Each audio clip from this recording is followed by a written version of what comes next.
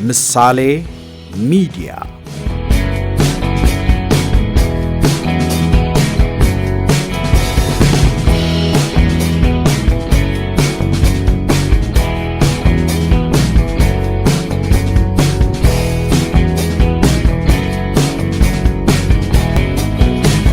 ምሳሌ ሚዲያ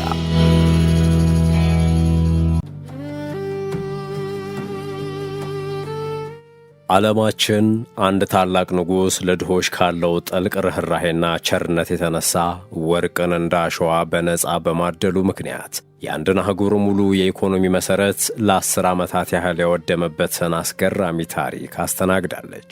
ይህ ሰው በ14ኛው ክፍለ ዘመን ምዕራብ አፍሪካን ያስተዳደረውና በታሪክ የዓለማችን ቁንጮ ባለሀብት የነበረው የማሊው ንጉሥ ማንሳ ሙሳ ነው። ንጉሡ እንደ አውሮፓውያን አቆጣጠር በ1324 ወደ መካ ያደረገው ታላቅ የሐጅ ጉዞ የዓለምን የወርቅ ዋጋ መሬት ያረከሰ፣ የካይሮን ከተማ በዋጋ ንረት ገደል የከተተና አፍሪካ በዓለም ካርታ ላይ የወርቅ ማዕከል ሆና እንድትሳል ያደረገም ታላቅ የኢኮኖሚ እንቆቅልሽና ጦርነት ነበር።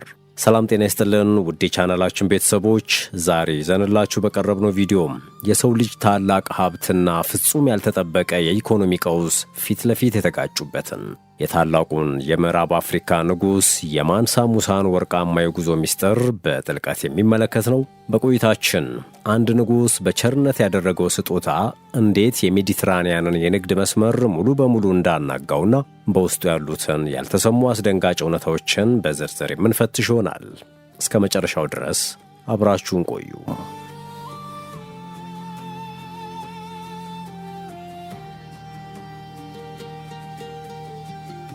በ14ኛው ክፍለ ዘመን መጀመሪያ ላይ የምዕራብ አፍሪካዋ ማሊ ኢምፓየር በዓለማችን ላይ እጅግ ሰፊና በሀብት የበለጸገች ታላቅ የንግድ ምድር ነበረች። ይህች አገር በወቅቱ በዓለም ላይ ከሚሸጠውና ለንግድ ከሚውለው ጠቅላላ የወርቅና የጨው ክምችት ውስጥ ከግማሽ በላይ የሚሆነውን ለብቻዋ የምታመርት የሀብት ማማም ነበረች ይባላል። በዚህ ምክንያት የማሊን የንግድ መስመሮችና የወርቅ ማዕድናትን በበላይነት መቆጣጠር መላው ዓለምን በኢኮኖሚ የመግዛት ታላቅ ምስጢራዊ ቁልፍ ተደርጎ ይወሰድ ነበር። እንደ አውሮፓውያን አቆጣጠር በ1312 ማንሳ ሙሳ ወይንም ትርጉሙ የነገሥታት ንጉሥ ሙሳ የተባለው ታላቅ መሪ የማሊን ንጉሣዊ ዙፋን በይፋ ተረከበ። ሙሳ ሥልጣን ከያዘ በኋላ የግዛቱን ወሰን እስከ አትላንቲክ ውቅያኖስ ዳርቻ ድረስ በማስፋፋት ከ24 በላይ ታላላቅ ከተሞችንና ግዛቶችን በኃይል አዋሃደ። ይህ ታላቅ ወታደራዊና ፖለቲካዊ ስኬት ንጉሡን በአጭር ጊዜ ውስጥ በጥንታዊቷ ምድራችን ላይ ማንም ሊወዳደሩ የማይችል የሀብት አምባገነን ንጉሥ አደረገው። የማንሳ ሙሳ የግል ሀብት በአሁኑ ዘመን የገንዘብ ስሌት ሲገመት ከ400 ቢሊዮን ዶላር በላይ የነበረ ሲሆን ይህም የታዋቂዎቹ ኤለን መስክና ጄፍ ቤዞስ ሀብት ተደምሮ እንኳን የማይደርስበት ታላቅ የሀብት ጣሪያ ነው። ንጉሡ ይህን ሁሉ ወርቅ ያገኘው ከተራ ታክስ ሳይሆን በግዛቱ ስር ከነበሩት ከታዋቂዎቹ የባምቡክና የቡሬ የወርቅ ማዕድናት በቶን ከሚቆፈር ንጹሕ ወርቅ ነበረ። ነገር ግን ይህ ሁሉ ወርቃማ ሀብትና ዝና በአፍሪካ ጫካ ውስጥ ተደብቆ ስለነበር የውጭው ዓለም ስለ ማሊ ታላቅነት አንዳችም ዕውቀት አልነበረውም። ንጉሡ ይህንን የአፍሪካን ወርቃማ ምስጢር ለዓለም ሕዝብ በይፋ ለማሳየትና የእስልምና ሃይማኖት ግዴታውን ለመወጣት ሲል ፍጹም የተለየ ውሳኔ አሳለፈ። እንደ አውሮፓውያን አቆጣጠር በ1324 ወደ ቅድስት መካ ከተማም ረጅም የሐጅ ጉዞ ለማድረግ ታላቅና ታሪካዊ ዝግጅት በቤተ መንግሥቱ ውስጥ በይፋ አዘዘ። ይህ ጉዞ ለንጉሡ ተራ የሃይማኖት ጉዞ ሳይሆን የማሊን ታላቅነትና የሀብት ኃይል በዓለም ፊት የሚዘረጋበት ታላቅ የፖለቲካ መድረክ ነበር። የማንሳ ሙሳ የሐጅ ጉዞ ሲጀመር ከማሊ ዋና ከተማ የተነሳው ሰራዊት በአጠቃላይ 60,000 ሰዎችን ያካተተ በረሃውን ያጥለቀለቀ ታላቅ የሰዎች ማዕበል ነበር። ከነዚህ ውስጥ 12,000 የሚሆኑት የንጉሡ ታማኝ የግል አገልጋዮች የነበሩ ሲሆን እያንዳንዳቸው በእውነተኛ የፋርስ ሐር የተሠሩ ውድ ልብሶችን በመልበስ 4 ፓውንድ የሚመዝን የወርቅ በትር በእጃቸው ይዘው ይጓዙ ነበር። ይህ አይነቱ የቅንጦት ገጽታ በሰሐራ በረሃ ላይ የሚንቀሳቀስ ከተማ መስሎ የሚታይና የነገሥታትን ዓይን ማማለል የቻለ ታላቅ ጥበብ ነበረ። ከሰዎቹ በተጨማሪ ንጉሡ ወርቁን ለመጫን ሲል 80 የሚሆኑ ግመሎችን ያዘጋጀ ሲሆን እያንዳንዱ ግመል እስከ 300 ፓውንድ የሚመዝን ንጹሕ የወርቅ ማዕድን በጀርባው ላይ በጥንቃቄ ተጭኖበት ነበር። ይህ ታላቅ የወርቅ ክምችት በበረሃው መሃል ሲጓዝ እንደ ፀሐይ ብርሃን የሚያበራና የሚንቀሳቀስ የወርቅ ተራራ ይመስል ነበር። ንጉሡ ከዚህ በተጨማሪ ለጉዞ ወጪ መሸፈኛ የሚሆኑ በሺዎች የሚቆጠሩ የከብት መንጋዎችንና የምግብ ቁሳቁሶችንም አስከትሎ ነበር።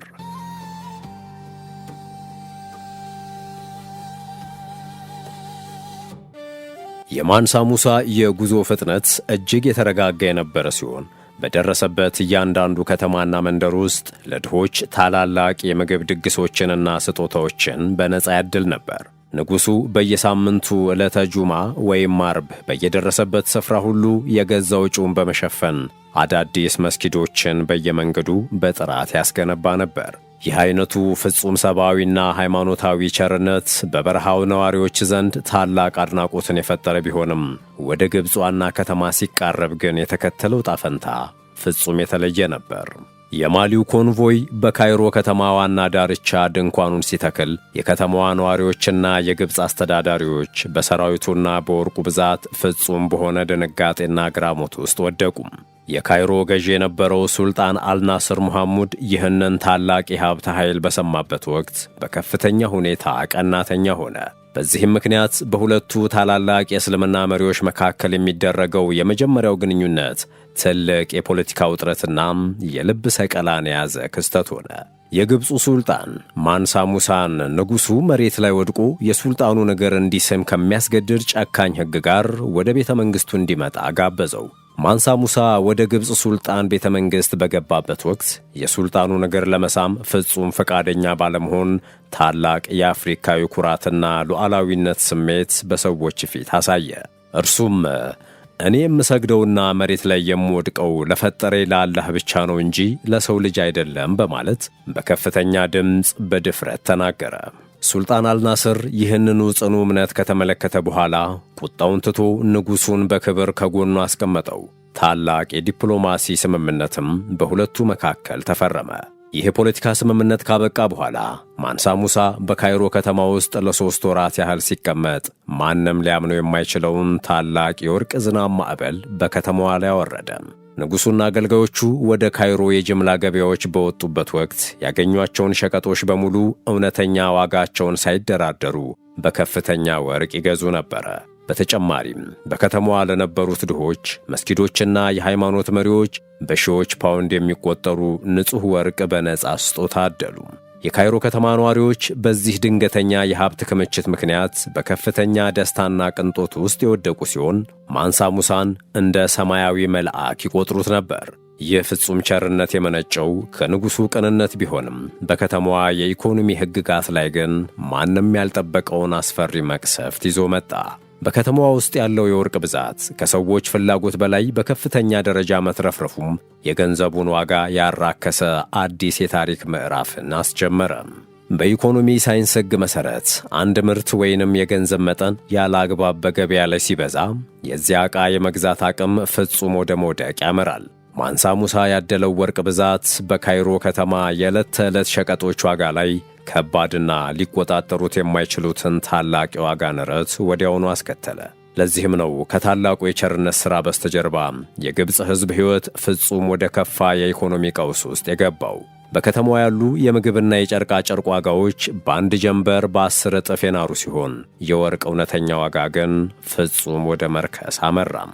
ማንሳ ሙሳ ያዘነበው የወርቅ ማዕበል በካይሮ በመዲናና በደጄኔሬቴ ከተሞች ላይ ለ12 ዓመታት ሙሉ የዘለቀ ታላቅ የኢኮኖሚ ውድመት አስከተለ።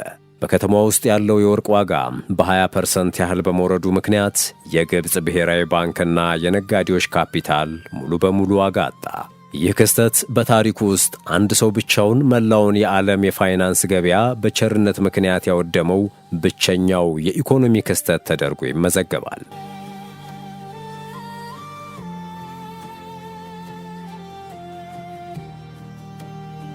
የካይሮ ነጋዴዎች ወርቁን መሸከም አቅቷቸው ምርቶቻቸውን ወደ ውጭ ሀገራት መላክ ያቆሙ ሲሆን ይህም የሜዲትራንያንን የንግድ ትስስር ሙሉ በሙሉ አናጋው። በጥቂት ዓመታት ውስጥ በከፍተኛ ሀብት ተንቀሳቀስ የነበረችው የግብፅ ምድር ፍጹም በሆነ የዋጋ ግሽበትና በረሃብ ማዕበል ውስጥ መናወጥ ጀመረች።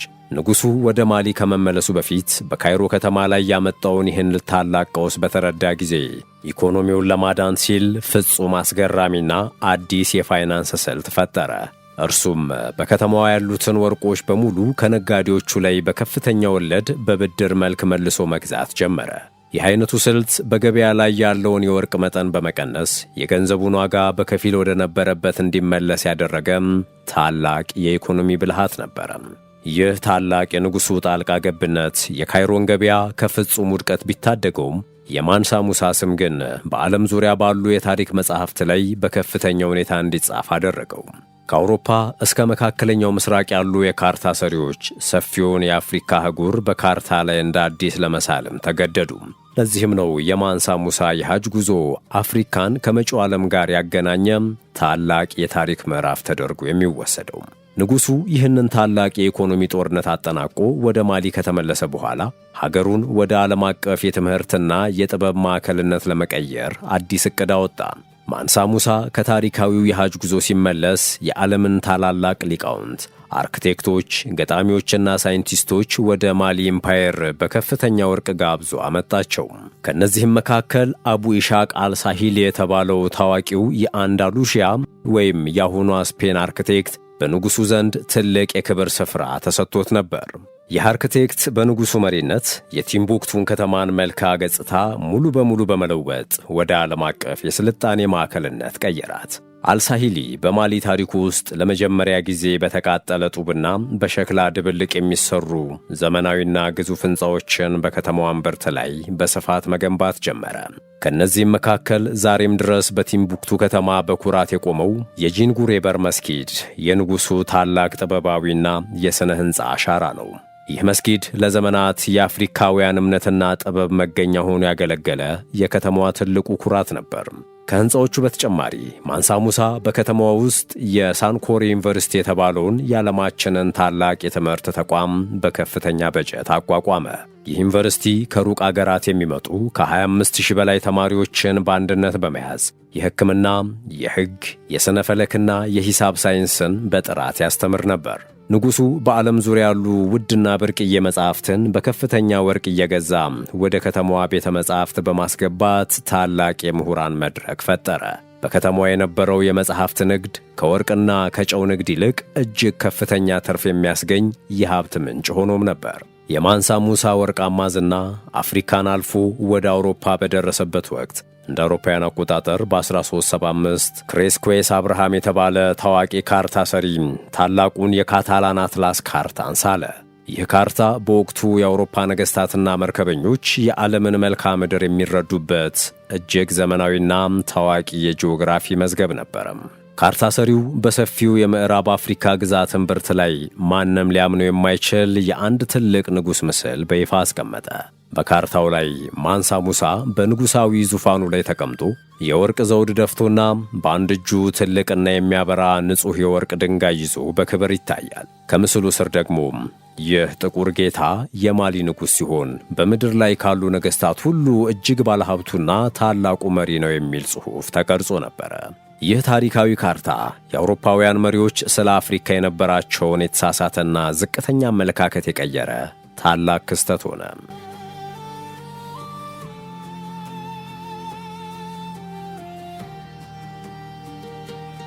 የአውሮፓ ነገሥታት በካርታው ላይ ያለውን ወርቅ በተመለከቱበት ወቅት የአፍሪካን ምድር በኃይል ለመውረርና ወርቁን ለመዝረፍ ታላቅ ስግብግብነት በውስጣቸው መፈጠር ጀመረ። የፖርቱጋልና የስፔን መርከበኞች ወደ ምዕራብ አፍሪካ ባህር ዳርቻዎች አደገኛ የባህር ጉዞዎችን ለመጀመር የወሰኑት ከዚህ የካርታ ምስል በመነሳት ነበር። የማንሳ ሙሳ ዝና ማሊን በዓለም ፊት ቢያስከብራትም ወደፊት ለሚመጣው የቅኝ አገዛዝ ወረራ ግን ሳታውቀው ትልቅ መንገድ እየጠረገች ነበር።